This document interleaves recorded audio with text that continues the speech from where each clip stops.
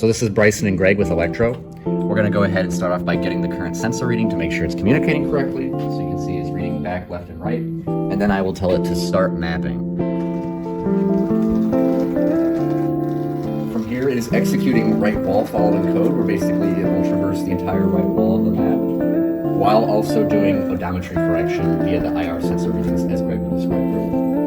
Yes, so as you'll notice, as it goes along, of course moving forward here, however, you'll see other movements, such as that tiny little correction there. That was an angle correction just based on the ultrasonic sensor readings from the wall. Here it is doing a parallel correction just to get itself back to a good distance from the wall. Now it continues in towards this dead end. Now from here, it is executing code so they can effectively make that 180-degree turn without colliding with any walls. This was running into issues when we were just trying to do a straight 180-degree turn.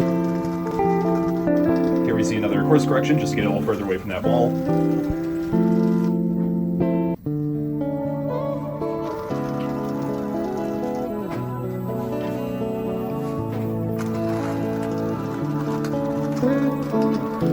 Another course correction to get it away from that wall as it continues following that right-hand wall throughout the entire path.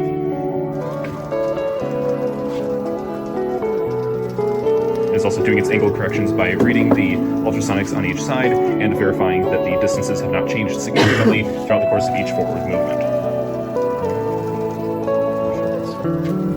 You see, as it is going, it is currently updating the GUI with the headings and readings that it detects, giving us live feedback as well as sensor feedback.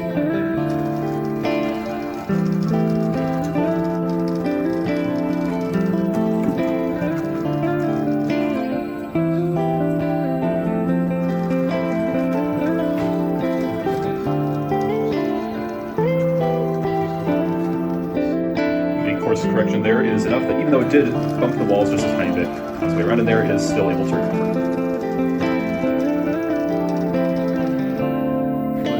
Meanwhile, the map continues to update, so the robot figures out where it is in the world. It is still following that right-hand wall as it makes its way into this next dead end, where it course corrects once again. It's a wall a little bit, but that's okay. And then runs that 180-degree turn again.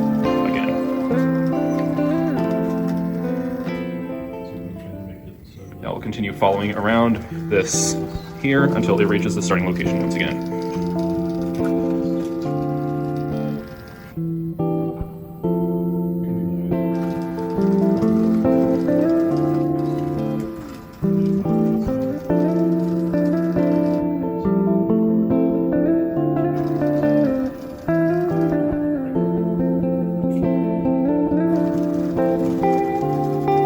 Goes. Once again, we can take another look at the map. It's just continuing to update that as it goes.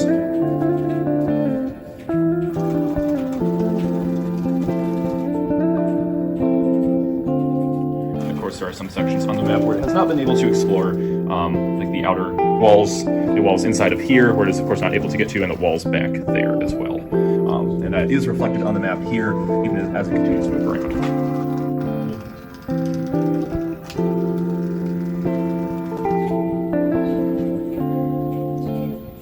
As you can see, the block-by-block movement is a little clunky, however, it does manage to get the job done.